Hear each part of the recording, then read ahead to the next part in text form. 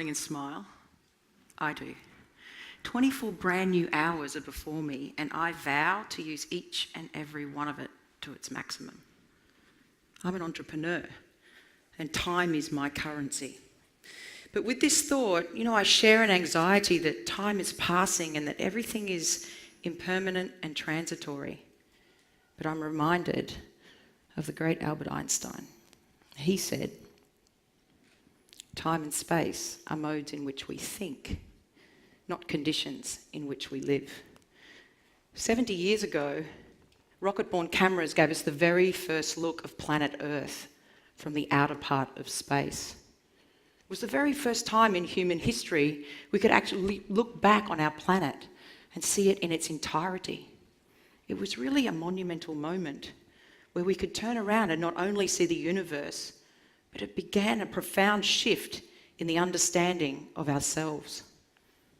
Provided an awakening. It changed our self-image and the narrative that was in our mind. It enabled us to really drive a mission to the edge. And when we begin thinking about this, the Hubble Space Telescope has given us nothing more than an awakening, and it's enabled us to really understand and contemplate the meaning of space and time. What does this mean? When I look at the deep field photograph right here, for me to be able to gaze at something so impossibly large and fit it into the optic nerve, which is something so incredibly small, really enables me to think for a moment about not only the fabric of time, but what does this mean for the future? And as I stare at this photo, I can see the formation of diamonds being created in the galaxy and the nursery of stars. And each of those light forms represent all elements of human form today. And so as we start to gaze at this photo, we start to contemplate what is the meaning of what we put forward when it comes to technology. And you have to start saying to yourself again, Albert was right. Time and space are modes in which we think. It's definitely not a condition in which we live. As humans, we've created some of the most ambitious outcomes. We've done incredibly well with technology, and the internet as we know it today is an outstanding success. More than 3 billion people are connected around the globe. Around a zettabyte of data is shared on a daily basis, and technical advancements are pulling our world into a digital form. How we use technology today transcends how we've used it before and in all elements of our past.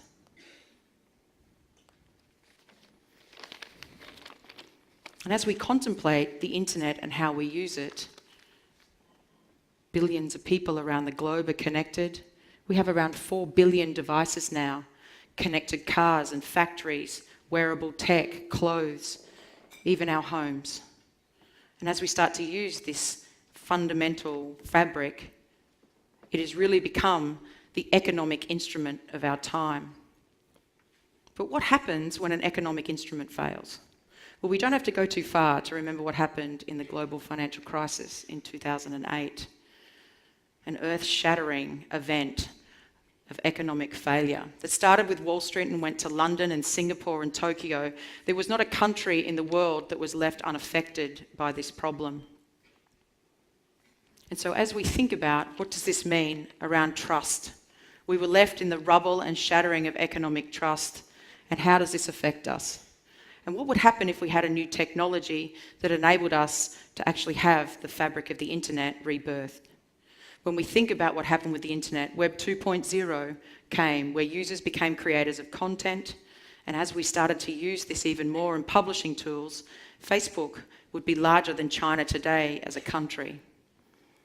And as these tools propagate now from beyond just the computer in front of you to your hand, we really are facing an economic opportunity. So when these central authorities are lacking trust, we also have another problem that begins to unfold. Let's consider what Web 3 could be. We really are at a point now when we're starting to consider a transactional trust layer of the internet, where we move from what we once knew as the World Wide Web to the World Wide Ledger. And this is blockchain. It's a new technology that's fundamentally going to change the way we trade, and it might even change the way we think. If we think about Facebook, most of us have our data stored in their central repository.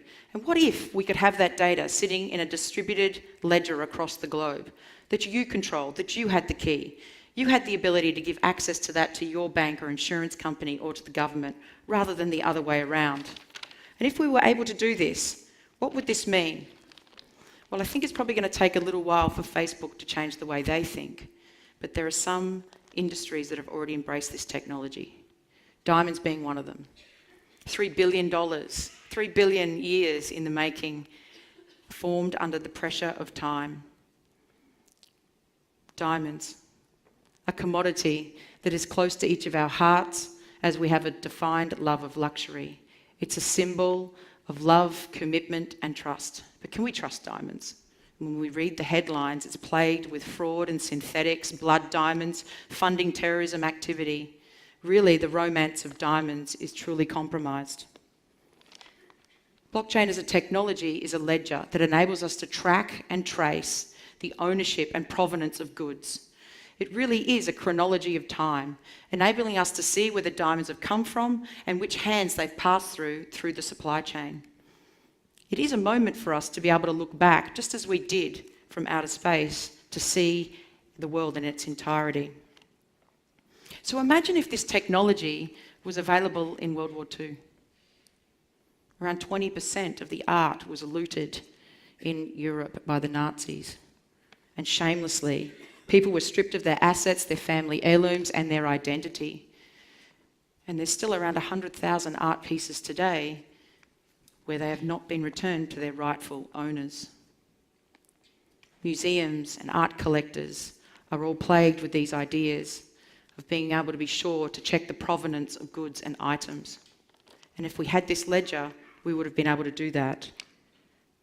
Museums today are checking the authenticity of those goods and to be sure that the provenance, and if they are to be found to come from a looted backbone, that they will implicitly return it to their rightful owner if the evidence so produces. But what evidence? Shoeboxes and receipts and paper records? This technology enables us to be able to store these on a ledger that's secured. So what does that mean? This technology could transcend time, but it could also transcend our lifetime. Each and every one of us in this room today. So the ring on your finger that you'll pass to your daughter for her wedding, and the watch on your wrist to your son, the art in your home to your grandchildren.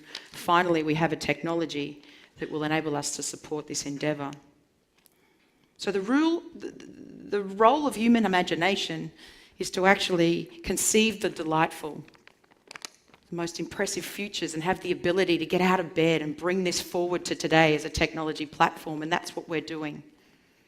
And as entrepreneurs, this is what empowers us. We bring our imagining into existence. And as technology advances, we've found ways to outsource our mental capacity into our technology. We've been able to shrink the lag time from imagination into implementation. And that's just within my lifetime. So if I was to take a Hubble telescope and look back on my life, what would it mean and what would I see? Well, fundamentally, I believe it's about being a little savvy and having a good pair of pink boots to start the day.